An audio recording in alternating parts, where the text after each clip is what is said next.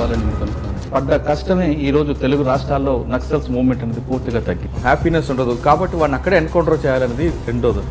ఒక స్టేట్కి సంబంధం లేని అట్మాస్ఫియర్లో మీరు పనిచేసుకొచ్చారు. దిశ స్టాల్ వల్ల ప్రజలకు ఏ విధంగా మెసేజ్ వెళ్తారు? మీ ఇద్దరు ముందు యూనిఫామ్ వేసుకున్న తర్వాత పెళ్లి చేసుకున్నారా? పోలీస్ అనగానే అదొక నెగిటివ్ ఉంది కాబట్టి సిన్సియర్ పొలిటీషియన్ గా మారిన అవుట్ స్టాండింగ్ ఐపీఎస్ ఆఫీసర్ అటువంటి సిచ్యువేషన్ ఎలా హ్యాండిల్ చేసుకొచ్చారు?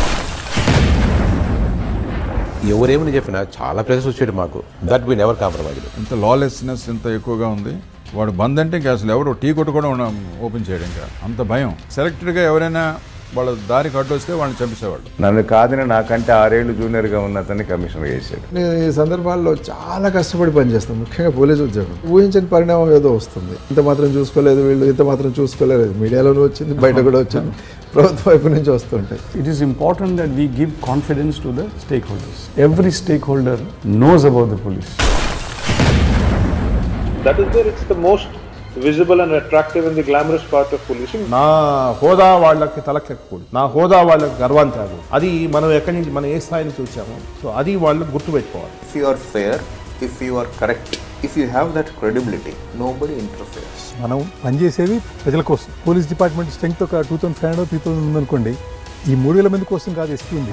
ఎస్పీ ఉన్నది 30 లక్షల మంది ప్రజల కోసం. విత్తనం చనిపోతూ పంటను వాగ్దానం చేసింది, అడవి అంటుకొని దవనలాన్ని వాగ్దానం చేసింది, సూర్యాస్తమయం సూర్యోదయాన్ని వాగ్దానం చేసింది, అమరత్వం రమణీయమైంది, అది కాలాన్ని హత్తుకొని మరో ప్రపంచాన్ని వాగ్దానం చేసింది. వాళ్ళకి ఏదైనా కష్ట నష్టాలు ఉంటే విధంగా ఆర్గనైజేషన్ చెప్పాలండి. వాళ్ళు పాలిటీషియన్ దగ్గర పోవడం కరెక్ట్ కాదు. We don't tolerate anything. So చిన్న ఇన్సిడెంట్ మీద కూడా we are taking very very strict step. Youth అంతా రిపీటెడ్గా వేరే పని లేక క్రైమ్కి అడిక్ట్ అయిపోయేసి జైలుకి పోవడము, అమ్మాయిల్ని గ్యాంగ్ రేపులు చేయడము, అనుకోకుండా జరిగే దానిలో కొంతమంది ఎన్కౌంటర్స్ కూడా కావడం జరిగింది. ఆర్టీసీ క్రాస్ రోడ్స్లో దొరికితే బస్తాలు పెట్టేవాళ్ళు. వాళ్ళు అటాక్ చేస్తే ఏమైంది? వేరే చచ్చిపోతాం. చచ్చిపోయే ముందు ఇంకొక ఇద్దరు చంపిపోతే వేరే స్వర్గం అంటారు కదా. Every political demand may not be ingenuine. Sometimes if you get unreasonable demand, we straight away says we can't do it.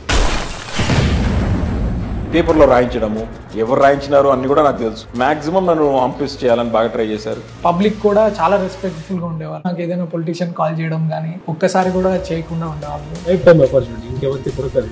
లైఫ్లో ఒకేసారి మొత్తం 100 yearsలో ఒకసారి వస్తుంది. జస్ట్ 1 pair of clothes వేసుకొని ఆ క్లాత్స్తోనే మొత్తం ట్రావెల్ చేయాల్సి వస్తుంది. ఫ్యూచర్లో మనం వీళ్ళకే మనం కమెంట్ చేసేటప్పుడు మనం ఒకసారి అనుభవించుంటే వాళ్ళ కష్టం ఏంటో తెలుస్తుంది. పోలీస్ స్టేషన్ వెళ్ళండి, అక్కడ న్యాయం జరగకపోతే మళ్ళీ నాకు చెప్పి పంపించామంటే దే ఫీల్ హ్యాపీ.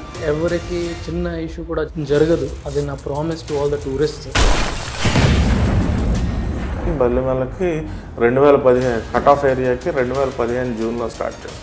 నేను మళ్ళీ వెళ్ళిపోయే రోజు వరకు కూడా 14 యూఎఫ్లు ఎక్స్చేంజ్ ఆఫ్ ఫైర్స్ జరిగినాయి. రివెంజ్ అంటూ ఏముండదండి. మా ఉద్యోగ ధర్మాలు మేము చేస్తూ ఉంటాం. రకరకాల యాక్టివిటీస్, ఫాలో అప్ యాక్షన్స్ ఉన్నాయి. మా స్ట్రెంగ్స్ ఏవైతే ఉన్నాయో వాటన్నిటిని షోకేస్ చేసిన తర్వాత ఇక్కడికి వచ్చిన వాళ్ళు తప్పకుండా ప్రతి ఒక్కరు నేను కూడా యూనిఫామ్ వేసుకుంటే ఎలా ఉంటుంది. ఒక రెగ్యులర్ మదర్గా I'm not able to give all the things that are needed to him. Police department అమ్మాయిలకి కాదు, లేకపోతే అమ్మాయిలు ఉండరు దాంట్లో అంటే అది నమ్మకండి. Now lot of women are coming in to the police department. Road మీద పోలీస్ వాళ్ళు కనిపిస్తే జనాలు కూడా కొంచెం భయం ఉంటుంది.